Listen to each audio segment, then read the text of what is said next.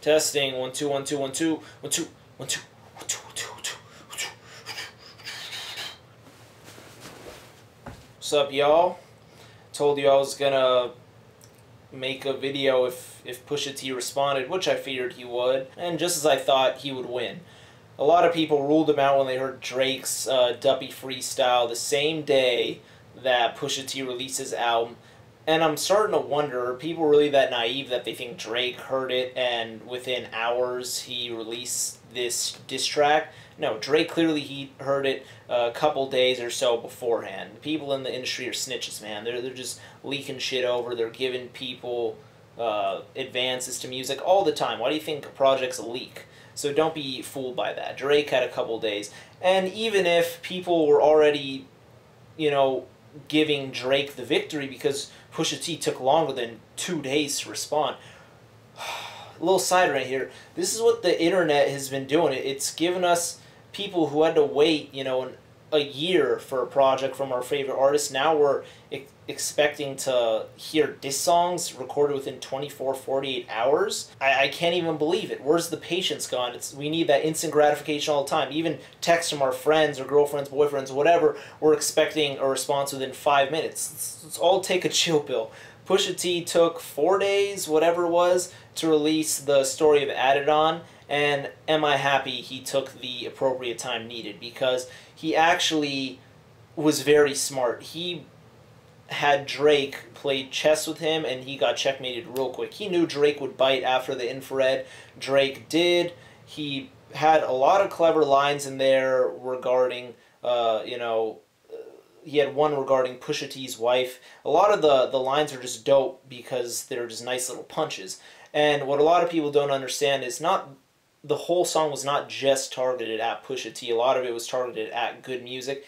And he had some false lines in there too. He just said a lot of stuff for shock value.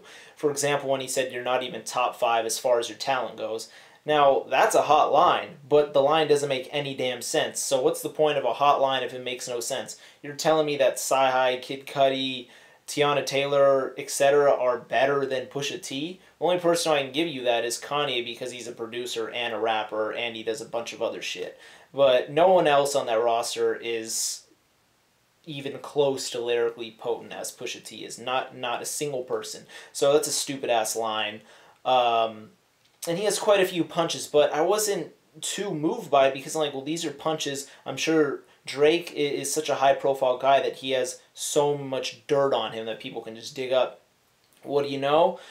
Pusha T responded with a very lethal diss, and a lot of people are kind of blowing it out of proportion. I think that Pusha T was just very smart. He brought a lot of things to light. You know, talking about Drake's family, talking about his kid that is now blowing up everywhere.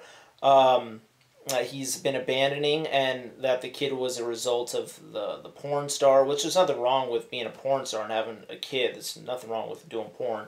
But at the end of the day, a lot of Drake fans were like, oh, shit, you know. He also mentioned, you know, Drake's mother, Drake's father, you know, he's being a deadbeat dad, just like his father, and a lot of it struck home. But to be honest, are these facts? Are they fiction? Are they over-exaggerated? A lot of it is factual, and of course a lot of it's over-exaggerated, as people do time and time again with beef. It's just the nature of hip-hop beef and beef in general. You just want to make the opponent look weaker. So that doesn't really faze me. A lot of people are saying that Pusha T went too far. I think the people who believe that Pusha T went too far are not very well versed in hip-hop beef at all, or just hip-hop in general, which is fine. You know, I think that the beef portion of hip-hop is just so minor and minuscule that, I mean, it's important, don't get me wrong, because a lot of hip-hop started with battling each other. But I think certain people pay too much attention to it. They want to see fights pop off and stuff like that. But Pusha T did not go far at all. If you know anything about hip-hop beef, they go far time and time again. Behind me, I just have Ice Cube's Death Certificate, my favorite album of all time, planted everywhere, and there's a reason behind that. It's because, in my personal opinion, No Vaseline's the greatest diss song of all time. And on that, he's talking about hanging Eazy-E from a tree, talking about, you know, shooting Jerry Heller, put a bullet in his temple, calling certain artists bad names. you know, and he just went in on them. The song was actually so big and so monstrous that it got banned in certain pressings, for certain pressings of the album. They omitted that track, No Vaseline, as well as Black Korea. Mainly, they omitted No Vaseline because, you know, it had anti-Semitic remarks. The Jewish community stepped in because he was assaulting Jerry Heller, and, you know, mentioned certain words in there that they took offense to, so they took it off. But, you know, people have been very assaultive throughout their raps for a long time. Tupac saying, you know, I fucked your bitch, things like that. Has anyone even watched a rap battle league? Because I'm under the impression that no one has watched these things, which are way worse than anything you've heard on this Pusha T song.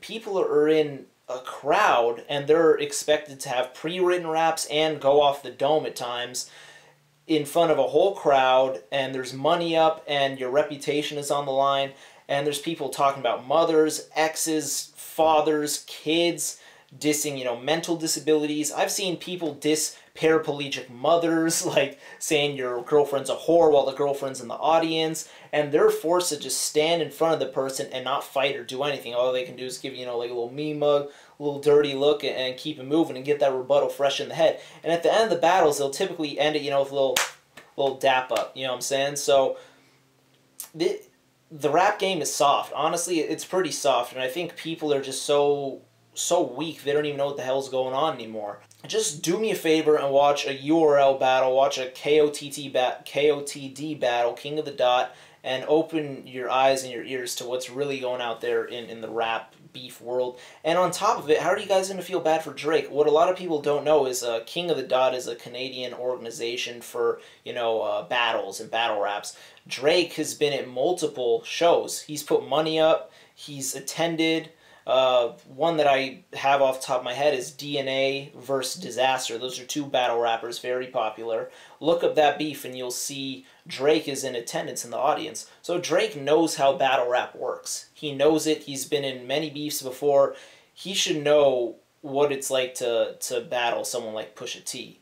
And that's his fault. He takes that L wholeheartedly. So I'm so shocked at his fan base for just blindly protecting him as if he needs protection. He's so rich, he doesn't need any of it. My main problem with this beef, and I'm not going to break it all down because you've all read the lyrics, you've all seen it. I'm just coming in here after the fact, after I'm seeing people saying Pusha T went too far, because he really didn't. One problem I have with this is, like I said in my Daytona review, I feel like the lyrics are a little too much for what would happen if they saw each other in person.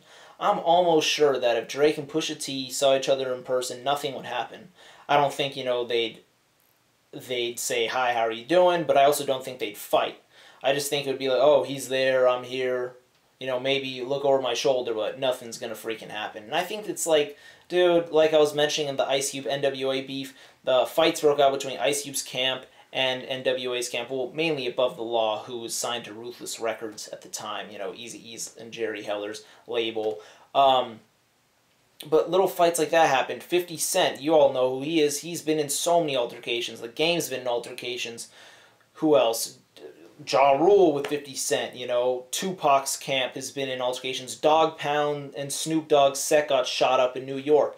And I'm not here to advocate violence and say it's cool, but it's also like put your money where your mouth is type thing. If you're going to talk about someone's family, then be prepared for the knuckles to be aimed up when you see each other in person. I think, I'm not here to say, you know, real rap or anything like that, but when you say certain things, there has to be a sort of real aspect to it, you know, if you see that person in the physical form in front of you, you know what I'm saying? And I just think that's kind of interesting. Me, personally, I'm a pretty peaceful guy. I think peace is underrated. I think a lot of people just jump to the testosterone and they just, like, love to just go crazy and just cause a ruckus. But if you're actually in that atmosphere and you're on the mic and showing this shit to millions of people, you should expect a knuckle to the head, to the dome, you know what I'm saying? Maybe a gun flash, because you can look up all this stuff online, club altercations with the rappers, and they're just shooting shit up, destroying property, doing a lot of ignorant stuff.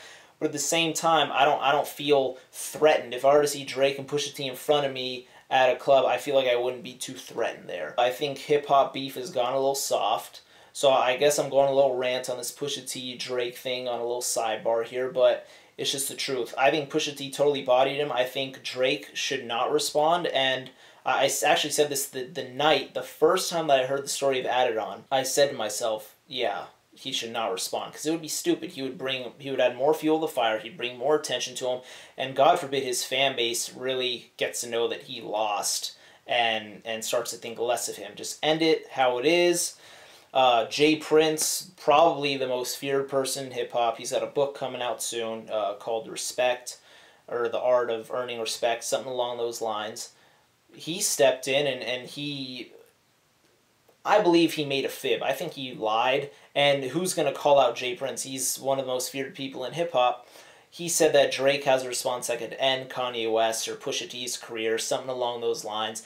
Personally, I think Jay Prince is lying. I just think Jay Prince, being the smart guy that he is defending Drake and saying, this is your way to get out of this rap beef right here. Or at least on wax. Maybe the beef will happen in the streets, but on wax, I'm putting an end to it.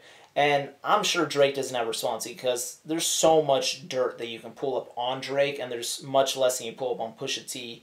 Maybe you can get Kanye, but Kanye's not as involved. He's not writing diss tracks.